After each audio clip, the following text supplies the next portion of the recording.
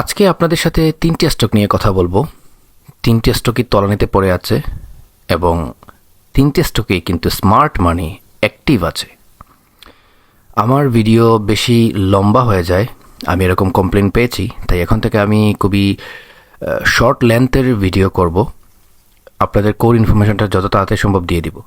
তো ৩টে স্টক নিয়ে কথা বলার আগে আমরা কুইক ডিএসইএক্সের ইন্ডেক্স নিয়ে একটা কথা বলবো। আপনারা জানেন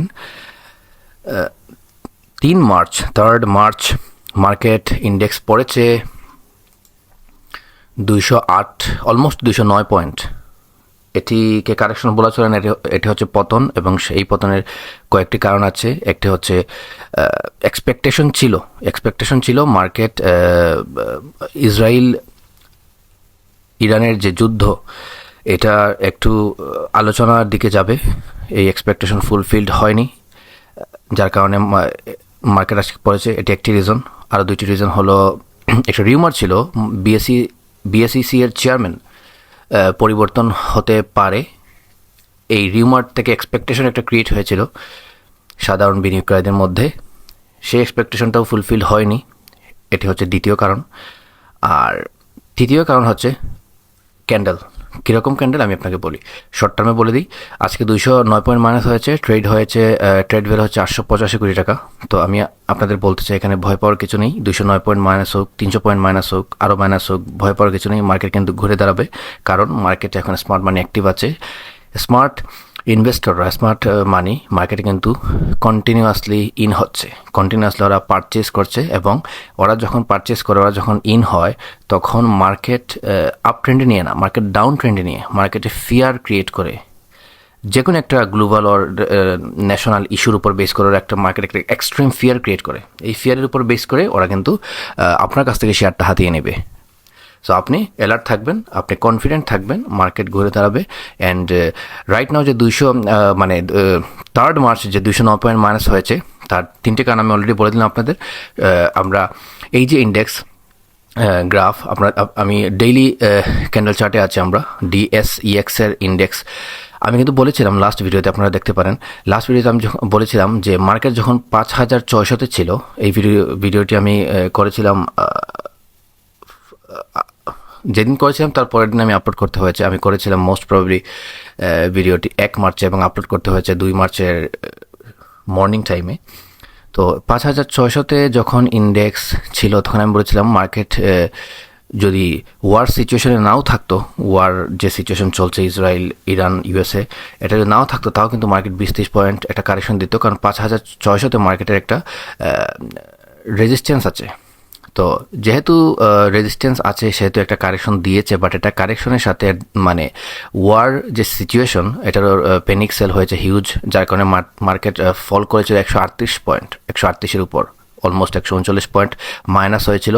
এবং আমি ভিডিওতে বলেছিলাম যে মার্কেট কিন্তু ঘুরে দাঁড়াবে। আমি কিন্তু 5600-তে যখন ছিল, তখন বলেছিলাম মার্কেট পড়বে প্রথম দিন, তারপর আবার ঘুরে দাঁড়াবে। তো মার্কেট কিন্তু গতকালকে ঘুরে দাঁড়িয়েছিল, এবং তার ওই সেম ভিডিওতে আমি কিন্তু বলেছিলাম মার্কেট কিন্তু ঘুরে একদিন দাঁড়াবে, কিন্তু ওয়ার সিচুয়েশন যদি কুল ডাউন না হয়, তাহলে আবার কিন্তু মার্কেট ফল করবে। তো আমরা এই 3টি ক্যান্ডেল, যেটা 3 দিনের ক্যান্ডেল, কিন্তু আমি বলে দিয়েছি। এই 5600 ইন্ডেক্স থাকা অবস্থায় কিন্তু এই 3টা ক্যান্ডেলে কী হবে আমি বলে দিয়েছি। এখন আগামীকালকে কী হতে পারে, ওয়ার সিচুয়েশন কিন্তু এখন কুল ডাউন না হলেও মানুষ অলরেডি কিন্তু এটি অ্যাবজর্ভ করে নিয়েছে। ওয়ার যে সিচুয়েশন, প্যানিক সেল যা হওয়ার হয়ে গেছে, হয়তো আর একদিন হতে পারে, বাট আগামীকালকে মার্কেট ঘুরে দাঁড়ানোর কথা।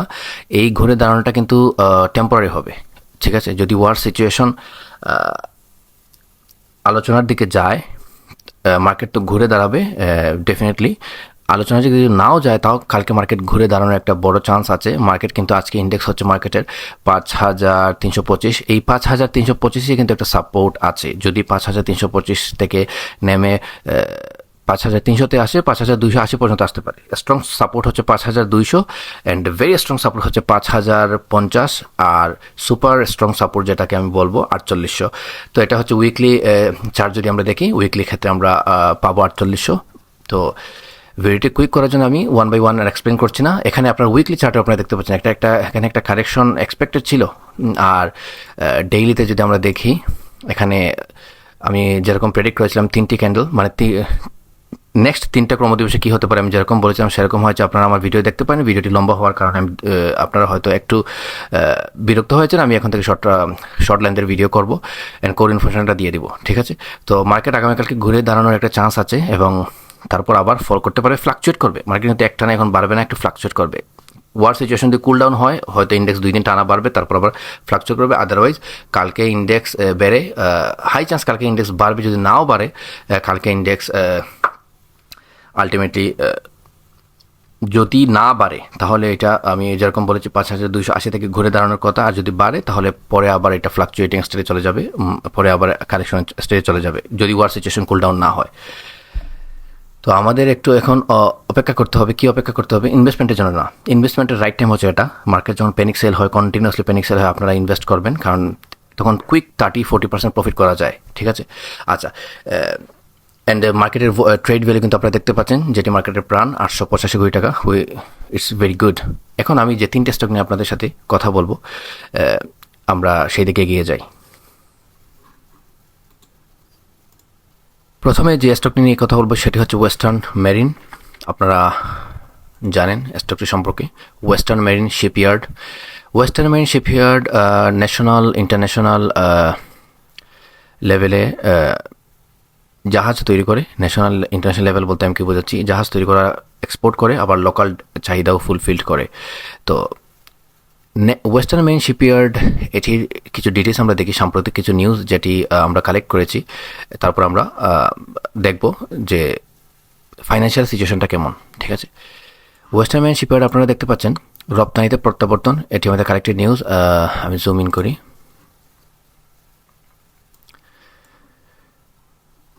দীর্ঘ 4 বছর বিরতির পর কোম্পানিটি আবার জাহাজ রপ্তানি শুরু করেছে। এটি হচ্ছে 31 ডিসেম্বর 2024।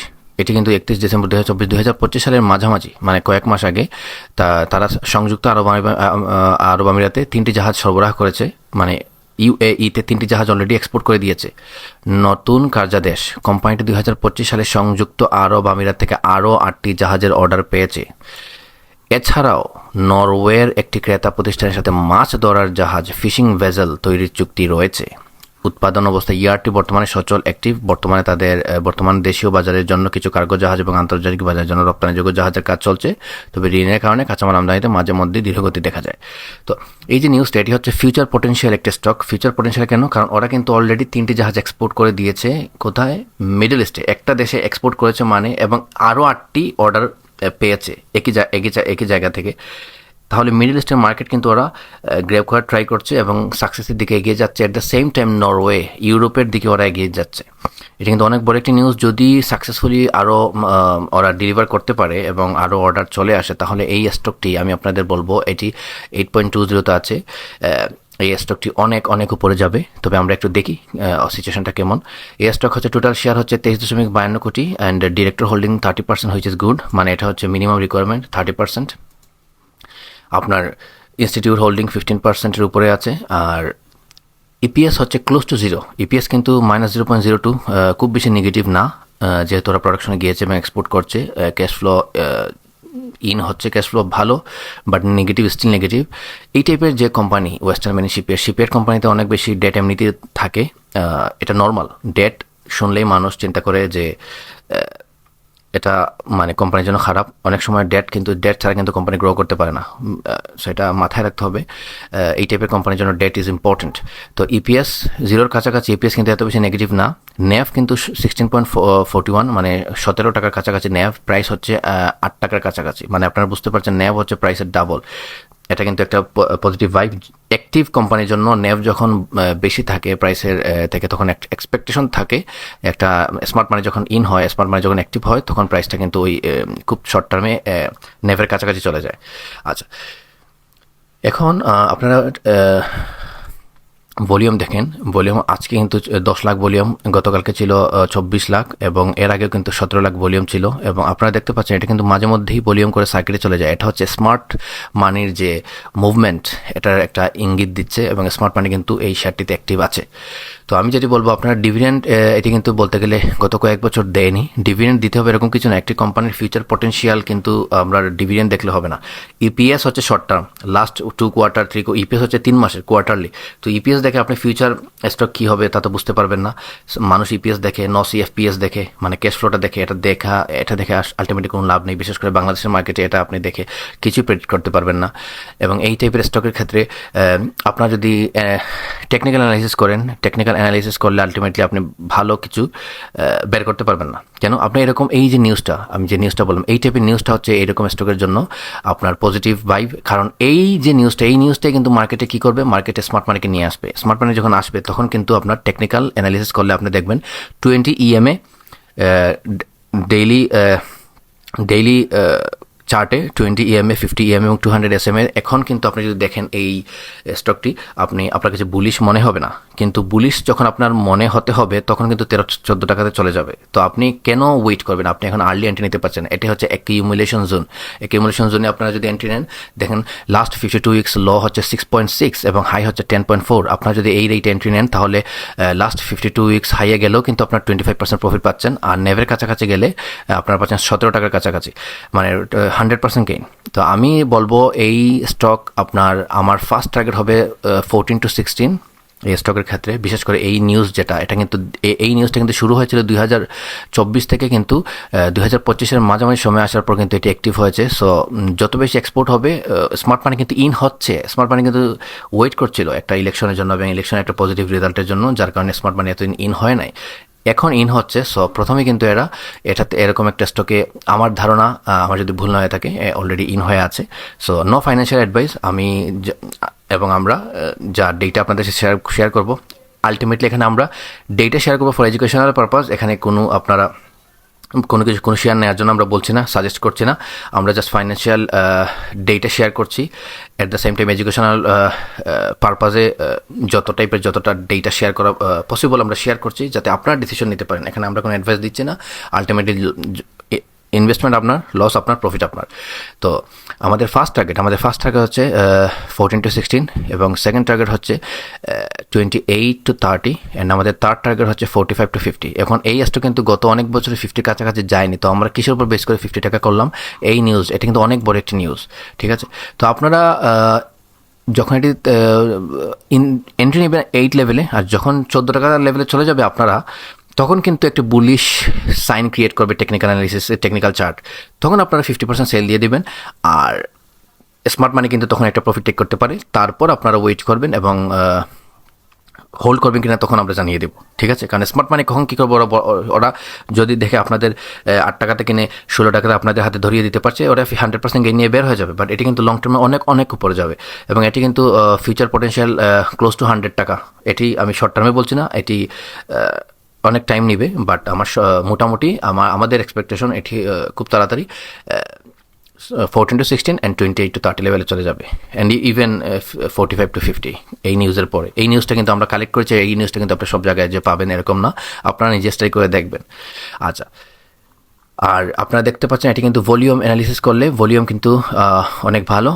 অ্যান্ড ব্রেকআউটের জন্য অপেক্ষা করবেন না। ব্রেকআউট কিন্তু এটার হবে 10 টাকা ক্রস করার পরে, 12, 13, 14 টাকাতে যাওয়ার পর যখন আপনি এন্ট্রি নেবেন, তখন কিন্তু আপনি রিস্ক নিয়ে এন্ট্রি নিচ্ছেন। অ্যাকিউমুলেশন জোনে আপনার এন্ট্রি নিতে হবে।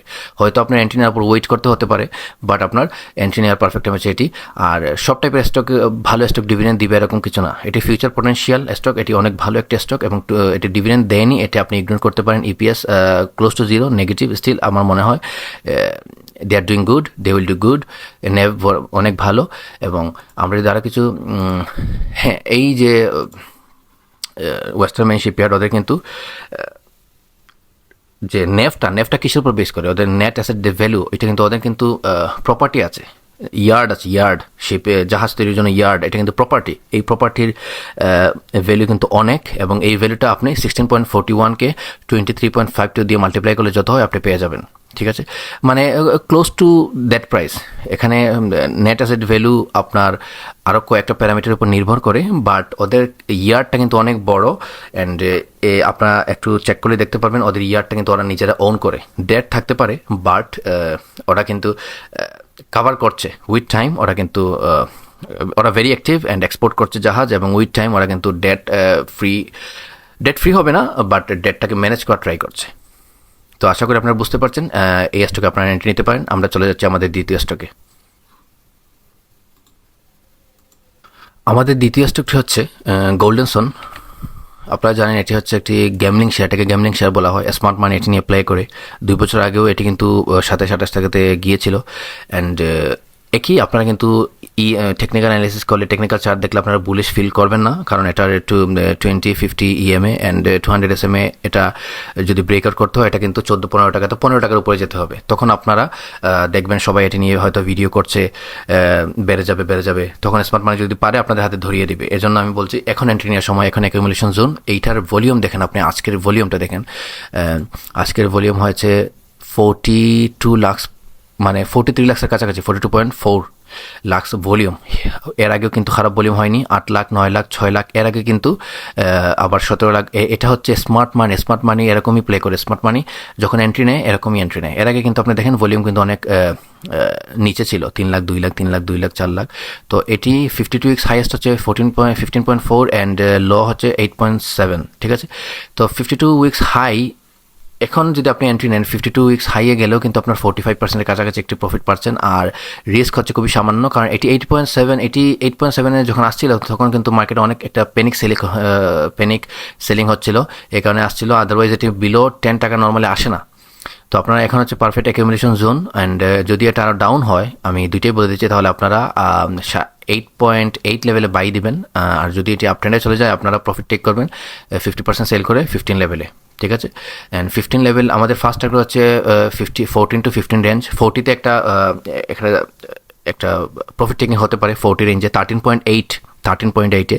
তো আপনারা 14 to 15 রেঞ্জে প্রফিট টেক করবেন। তারপর সেকেন্ড টার্গেট হচ্ছে আমাদের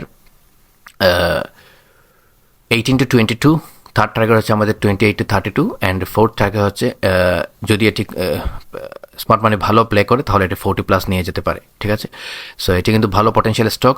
অ্যান্ড আপনারা দেখতে পাচ্ছেন এটির স্টক সংখ্যা হচ্ছে ডিরেক্টর হোল্ডিং 30%+, অ্যান্ড স্টক 17.7, এটার ন্যাভ কিন্তু 16+, এবং আমরা যদি একটু নিউজ দেখি এটার গোল্ডেন সন আপনারা দেখেন। গোল্ডেন সন কী করে আসলে? কোম্পানিটি মাল্টি সেক্টর ম্যানুফ্যাকচারিংয়ে নিয়োজিত। তাদের প্রধান পণ্যের মধ্যে রয়েছে গৃহস্থালী প্লাস্টিক পণ্য, hotpot, food warmer, electric fan, garments, accessories, elastic, twill, tap এবং খেলনা। ওরা কিন্তু খেলনা এক্সপোর্টের জন্য অনেক সিরিয়াস হয়ে আছে, অনেক অ্যাগ্রেসিভলি ওরা টয় এক্সপোর্ট করতে চাচ্ছে। অ্যান্ড ওরা কিন্তু প্রত্যেকটা ইন্ডাস্ট্রির জন্য, ধরেন গার্মেন্টস ইন্ডাস্ট্রির জন্য প্রোডাক্ট তৈরি করে, তারপর আপনার ফুড ইন্ডাস্ট্রি আপনার ফ্যান, ইলেকট্রিক প্রোডাক্ট তৈরি করে, তারপর রিটেল যে নিড আছে, গৃহস্থালী প্লাস্টিক পণ্য সেগুলো তৈরি করে। তো ওদের মার্কেট কিন্তু কখনো মরে না। ওদের মার্কেট ডিমান্ডটা যে কমে যাচ্ছে এরকম না, ওরা কাঁচামাল র ম্যাটেরিয়াল হয়তো কালেক্ট করতে পারছে না, যার কারণে ফাইন্যান্সিয়াল যে সিচুয়েশন এটি হয়তো ফ্লাকচুয়েটিং, ঠিক আছে। তো পার্টনারশিপ ও ডিলস আপনারা দেখেন, তারা আন্তর্জাতিক খেলনা ব্র্যান্ড এবং স্থানীয় পোশাক রপ্তানিকারকদের সাথে back to back supply chain বজায় রাখছে। 2024 সালে তারা নতুন রপ্তানি বাজার, বিশেষ করে মিডল ইস্ট ধরার জন্য আলোচনা চালাচ্ছে। এটা কিন্তু সিরিয়াস। ওরা যদি একটু অ্যাপ্রোচ করে, এটা কিন্তু 20-30-40 টাকাতে যাওয়া কোনো ব্যাপার না। ফ্যাক্টরি স্ট্যাটাস অবস্থান, তাদের ফ্যাক্টরি বর্তমানে সচল খোয়াজনগর, ডাকঘর, আজিমপাড়া, কর্ণফুলী, চট্টগ্রাম। এটি হচ্ছে চট্টগ্রাম ফ্যাক্টরি। অ্যান্ড ভবিষ্যৎ পরিকল্পনা, কোম্পানিটি তাদের লাইট ইঞ্জিনিয়ারিং এবং খেলনা রপ্তানি ইউনিট আরও বড় করার পরিকল্পনা রয়েছে। 2024 সালের মধ্যে তারা নতুন অটোমেটেড প্লাস্টিক ছাঁচ নির্মাণ মেশিন স্থাপনের লক্ষ্যে কাজ করছে। অ্যান্ড চট্টগ্রামের কর্ণফুলীতে তাদের নিজস্ব বিশাল শিল্প এলাকা, ইন্ডাস্ট্রিয়াল ল্যান্ড এবং আধুনিক ভবন রয়েছে। 2024-25 সালের তথ্য অনুযায়ী কোম্পানিটির প্রপার্টি, প্ল্যান্ট এবং ইকুইপমেন্টের মূল্য প্রায় 262 কোটি টাকা। 2 বছর আগে বা 1.5 বছর আগের তাদের প্রপার্টির বাজার মূল্য ছিল 262 কোটি টাকা। আপনারা বুঝতে পারছেন ওদের কিন্তু প্রপার্টি আছে। ফাইন্যান্সিয়াল সিচুয়েশন ফ্লাকচুয়েটিং কারণ হচ্ছে র ম্যাটেরিয়ালসের ঘাটতি। তো এটা কিন্তু ওরা রিকভার করে ফেলবে, ঠিক আছে। কারণ গভর্নমেন্ট এখন কনসিস্টেন্ট, অ্যান্ড মানুষের দেশের বাইরে যারা বায়ার আছে এবং লোকাল যারা বায়ার আছে তারা কনফিডেন্ট থাকবে। কনফিডেন্স নিয়ে কাজ করবে অ্যান্ড অনেক বেশি অর্ডার করবে। সো এটা কিন্তু অনেক বড় একটি potential stock in the future, in the short term future, long term future, ঠিক আছে। গোল্ডেন সান কিন্তু স্মার্ট মানি সবসময় গোল্ডেন সান নিয়ে প্লে করে, ঠিক আছে। আচ্ছা, এবং 15 রেঞ্জে এটা যদি যায়ও তাহলে 50%, এটা হচ্ছে আমাদের মানে 14 to 15 আমাদের মিনিমাম টার্গেট। অ্যান্ড আপনার ভলিউমটা আপনি দেখেন, ভলিউম ব্রেকআউট কিন্তু করেছে আজকে। ভলিউম ব্রেকআউটের পর বেসিক একটা কারেকশন দিতে পারে, নাও দিতে পারে, এটি কিন্তু সামনে থেকে এগিয়ে যাবে। আজকেও দেখেন আপনারা কিন্তু সার্কিটের কাছাকাছি চলে গিয়েছিল, কিন্তু মার্কেট খারাপ হওয়ার কারণে আবার ফল করেছে। নর্মালি এরকম হলে কিন্তু পরের দিন আবার সার্কিটে চলে যায়। আগামীকালকে নর্মাল, আমি অ্যাজ পার হিস্ট্রি বলছি, আগামীকালকে হয়তো সার্কিটে চলে যেতে পারে। আচ্ছা, অ্যান্ড নো ফাইন্যান্সিয়াল অ্যাডভাইস আবার বলছি, আপনারা বুঝে শুনে পাই দেবেন। তাহলে চলুন আমরা চলে যাই আমাদের তৃতীয় স্টকে। আমাদের আজকের শেষ স্টকটি হচ্ছে তৃতীয় স্টক, যেটি আমরা আলোচনা করবো, সেটা হচ্ছে prime Tex. Prime textile spinning mills limited. এটি আপনারা দেখতে পাচ্ছেন, এটি হচ্ছে low paid share. Total share হচ্ছে শেয়ার সংখ্যা 4 কোটির নিচে, 3.82, and director holding 50%, which is very good. NAV দেখেন আপনারা, ন্যাভ হচ্ছে 65 টাকার কাছাকাছি। ইপিএস আপনারা শর্ট টার্ম, আমি আবারও বলছি, এটি কিন্তু অলরেডি অ্যাকুমুলেশন জোন পার করে এসেছে। এটি কিন্তু এখন ট্রেডিং জোনে আছে। আপনারা ট্রেড করার জন্য এটি নেবেন, এটি কিন্তু নিয়ে বসে থাকলে হবে না, এটি আপনারা ট্রেড করার জন্য নেবেন। আমি বলছি, এটি লাস্ট 52 উইক্স লো ছিল 9.9, অলমোস্ট 10, অ্যান্ড আজকেই কিন্তু এটি ব্রেকআউট করেছে 18.50-তে গিয়েছে, অ্যান্ড শেষে আবার অনেক বেশি ফ্লাকচুয়েট করে শেষে ক্লোজ দিয়েছে 18 টাকাতে, 18 টাকাতে। সো 18 টাকা থেকে এটি normally Sonargaon textile, prime textile, Anlima yarn, এই তিনটে স্টক, আলহাজ টেক্সটাইল, এরা হচ্ছে লো পেইড টেক্সটাইল, যাদের শেয়ার সংখ্যা 2 কোটি 3 কোটি এরকম। তো আপনি দেখেন সোনারগাঁর ক্ষেত্রে, সোনারগাঁ কিন্তু অনেক বড় রকমের গ্যামলিং করেছে, মানে স্মার্ট মানি প্লে করেছে। আপনারা দেখেন, এটি কিন্তু সোনারগাঁ কিন্তু 16 টাকাতে ছিল এক বছরের একটু আগের সময় থেকে। এটা কিন্তু 20.7 থেকে গত এক বছর এটা লো ছিল 20.7, হাই হয়েছিল 52 টাকার কাছাকাছি। আপনার আনলিমা ইয়ার্ন কিন্তু প্লে হয়নি। আনলিমা ইয়ার্নের প্লেও কিন্তু ফিউচারে আছে, আমরা জানিয়ে দেবো আপনাদের। কিন্তু এই মুহূর্তে যেহেতু আজকে আমরা শুধু 3টা স্টক নিয়ে কথা বলছিলাম, আমি এখন প্রাইম টেক্সটাইল নিয়ে কথা বলবো। প্রাইম টেক্সটাইল যে ব্যাপারটা ঘটছে, এটি কিন্তু অ্যাকুমুলেশন জোন পার করে এসছে 10 টাকা থেকে 14 টাকা লেভেলে। এখন কিন্তু এটি ব্রেকআউট করেছে। এটি শর্ট টার্মে হালকা কারেকশন যদি দিতে পারে, না দিলে এটি সরাসরি কিন্তু 24-25 টাকাতে যাবে। তারপর এখান থেকে 40 টাকা 45 টাকাতে চলে যাবে সোনারগাঁর মতো। কারণ এই টাইপের স্টক যখন প্লে হয়, হঠাৎ করেই প্লে হয়, বছরে 1 বছরে 2 বছরে একবার প্লে হয়। এটি কিন্তু 2022-এ একবার প্লে হয়েছিল, অনেক উপরে গিয়েছিল, 50 টাকার কাছাকাছি, 40 টাকার উপরে গিয়েছিল। এক্স্যাক্টলি আমার মনে নেই, আপনারা একটু চেক করলে দেখতে পারবেন। তো এটি 40 টাকার উপরে গিয়েছিল, তখন কিন্তু সোনারগাঁ প্লে হয় 80 টাকাতে গিয়েছিল। তো এটি এখন 18 টাকাতে আছে। সোনারগাঁ অলরেডি প্লে করেছে, এটি কিন্তু এখন প্লে করবে, এবং এটি প্লে করে আমরা এক্সপেক্ট করছি এটি হয়তো 40-50 টাকাতে যাবে শর্ট টার্ম অর মিড টার্মে। অ্যান্ড এর আগে মাঝে মাঝে প্রফিট টেক হবে, কারেকশন হবে, অথবা প্রফিট টেক নাও হতে পারে, কারণ এটি অনেক দিন বসেছিল, হয়তো প্রফিট টেক করবি না ডাইরেক্ট। এটাকে 40 to 60 টাকা রেঞ্জ, আমাদের টার্গেট হচ্ছে 40 to 60 টাকা রেঞ্জ।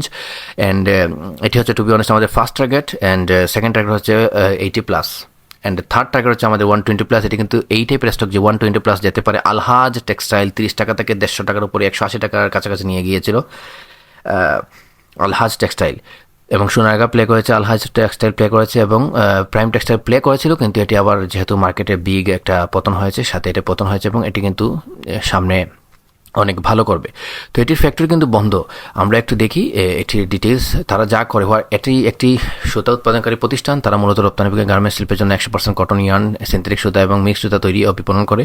পার্টনারশিপ ও ডিলস, বর্তমানে নতুন কোনো পার্টনারশিপের খবর নেই। তারা মূলত তাদের বিদ্যমান ব্যাংকগুলোর সাথে ঋণ পুনঃতফসিল এবং মূলধন সংগ্রহের চেষ্টা চালাচ্ছে। ফ্যাক্টরি স্ট্যাটাস অবস্থান, বর্তমানে তাদের উৎপাদন অস্থায়ীভাবে বন্ধ। এটি কিন্তু অনেক দিন থেকে বন্ধ আছে। কিন্তু যদি এটি জাস্ট একটা নিউজ আসে, শুরু করা লাগবে না, জাস্ট যদি একটা নিউজ আসে যে ওদের ফ্যাক্টরি আবার চালু হতে যাচ্ছে, এটি নিউজ আসার আগেই কিন্তু এটি প্লে করতে পারে। নট নেসারিলি, আপনারা জানেন বাংলাদেশ স্টক মার্কেটে কিন্তু নিউজ হচ্ছে একটা ব্যাপার, নিউজ আসার আগেই কিন্তু প্লে করে, নিউজ আসার সাথে সাথেও প্লে করে। এটা যে অ্যাকচুয়ালি একটা ফ্যাক্টরি নতুন করে চালু হতে হবে এরকম কিছু না। এটি স্মার্ট মানি যদি অ্যাক্টিভ থাকে, এটি কিন্তু অনেক উপরে নিয়ে যাবে, এবং আমরা দেখতে পাচ্ছি স্মার্ট মানি অ্যাক্টিভ আছে। তো এটি কিন্তু কোম্পানি কিন্তু বসেনি, ওরা কিন্তু চেষ্টা চালাচ্ছে। যেমন ভবিষ্যৎ পরিকল্পনা, কোম্পানিটি বড় ধরনের বিএমআরই বা কোনো বড় গ্রুপের সাথে যৌথ বিনিয়োগের জয়েন্ট ভেঞ্চারের মাধ্যমে পুনরায় উৎপাদন শুরু করার পরিকল্পনা করছে। 2024 সালে সরকারি বস্ত্রনীতি সুবিধা পাওয়ার লক্ষ্যে তারা চেষ্টা চালাচ্ছে। তো ওরা কিন্তু অ্যাক্টিভ। এবং নারায়ণগঞ্জের ফতুল্লায় সম্পদে জমি, ওতে কিন্তু অনেক ভালো প্রপার্টি আছে। নারায়ণগঞ্জের ফতুল্লায় তাদের 3টি ইউনিটের বিশাল একটি ইন্ডাস্ট্রিয়াল সেট আপ রয়েছে। কোম্পানিটির স্থাবর সম্পদের মূল্য 273 কোটি টাকা। জুন 2025, মানে এটি অলমোস্ট কয়েক মাস আগের, 7-8 মাস আগের। তো ওদের কিন্তু প্রপার্টি আছে। ফ্যাক্টরি বন্ধ, ফ্যাক্টরি যে কোনো সময় চালু হয়ে যেতে পারে, অ্যান্ড ফ্যাক্টরি চালু হওয়ার আগেই কিন্তু এটি প্লে করবে, ঠিক আছে? এবং অলরেডি প্লে করা শুরু করে দিয়েছে। এবং এই যে স্টকটি আপনারা দেখতে পাচ্ছেন ফান্ডামেন্টাল মধ্যে, এটি কিন্তু আজকের স্টক না, এটি লিস্টিং হয়েছে 1995-এ, অপারেশন ক্লোজড। এদের কিন্তু reserve 171, reserve and surplus already কিন্তু long term and short term লোনের যে লোন থেকেও কিন্তু রিজার্ভ বেশি। যদি কানেক্ট দুটি প্লাস করেন তাহলে একটু কম হতে পারে। অ্যান্ড এটি কিন্তু মার্কেট ক্যাপ খুবই কম, মাত্র 68-69 কোটি টাকা। এটি কিন্তু প্লে করে অনেক উপরে নিয়ে যাওয়ার একটা চান্স আছে। জেড ক্যাটাগরি শেয়ার আপনারা বুঝে শুনে কিনবেন, নো ফাইন্যান্সিয়াল অ্যাডভাইস আবারও বলছি। কিন্তু এই টাইপের স্টক আপনারা কিন্তু ট্রেডিংয়ের জন্য কিনবেন, লং টার্ম ইনভেস্টমেন্টের জন্য না। এগুলো প্লে করলে অনেক উপরে যায়। আপনারা আপনাদের ইনভেস্টমেন্টের সামান্য একটু পোর্শন দিয়ে এটি চেক করে দেখতে পারেন, পারচেস করে দেখতে পারেন। It's up to you, no financial advice আবারও বলছি। অ্যান্ড জাস্ট আপনারা একটু কম্পেয়ার করবেন প্রাইম টেক্সটাইলকে সোনারগাঁ টেক্সটাইলের সাথে, আলহাজ টেক্সটাইলের সাথে। এবং আনলিমা ইয়ার্ন অ্যান্ড প্রাইম টেক্সটাইল দুটি প্লে হয় নাই, আমরা এটি শুরু হয়েছে এবং ব্রেকআউট কিন্তু অলরেডি করে ফেলেছে, ঠিক আছে? তো এটি কিন্তু এখন অ্যাকুমুলেশন জোনে না, এটা হচ্ছে ট্রেড জোনে। আপনারা কিন্তু অ্যাকুমুলেশন করার না, অ্যাকুমুলেশন করবেন ওয়েস্টার্ন মানে গোল্ডেন জোন, লং টার্মের জন্য, মিড টার্মের জন্য। আর এটি আপনারা ট্রেডের জন্য বাই দিবেন, ঠিক আছে? এটি আমাদের টার্গেট আমরা অলরেডি বলে দিয়েছি, আশা করি আপনারা বুঝতে পারছেন। আরকেআর ফিন ডেইলি নিউজকে সাবস্ক্রাইব করতে ভুলবেন না। আরকেআর ফিন ডেইলি নিউজের মূল লক্ষ্য হচ্ছে আপনাদের ফাইন্যান্সিয়াল ইন্ডিপেন্ডেন্স। আপনারা ফাইন্যান্সিয়ালি ইন্ডিপেন্ডেন্ট হন, সেটি আমরা চাই। আমরা আমাদের রিসার্চ টিম দিয়ে কন্টিনিউয়াসলি নিউজ অ্যাকুমুলেট করি। অনেক সময় কোম্পানিকে কল করে ডেটা কালেক্ট করি, অনেক সময় কোম্পানি ভিজিট করি, রিসার্চ করি। আপনারা অবশ্যই আপনারাও সেটি করতে পারতেন, কিন্তু আপনাদের যে সময়টা দিতে হতো সেই সময়টা আমরা দিচ্ছি আপনাদের হয়ে। আপনারা আমাদের সাথে থাকবেন, আমাদেরকে সাপোর্ট করবেন, সাবস্ক্রাইব করবেন, লাইক করবেন, শেয়ার করবেন। অ্যান্ড আপনাদের যদি কোনো জিজ্ঞাসা থাকে আমাদের জিজ্ঞেস করতে পারেন। অ্যান্ড আমাদের টেকনিক্যাল অ্যানালিসিস, ফান্ডামেন্টাল অ্যানালিসিস এর কোর্স আছে, আপনারা যদি ইন্টারেস্টেড থাকেন আপনারা করতে পারেন। এবং আমাদের ফাইন্যান্সিয়াল কিছু টুলস আছে, সেগুলো আপনারা চাইলে পারচেস করতে পারেন। আপনারা সব কিছু আমাদেরকে নক করলে ডিটেলস পেয়ে যাবেন। ভালো থাকবেন, ধন্যবাদ।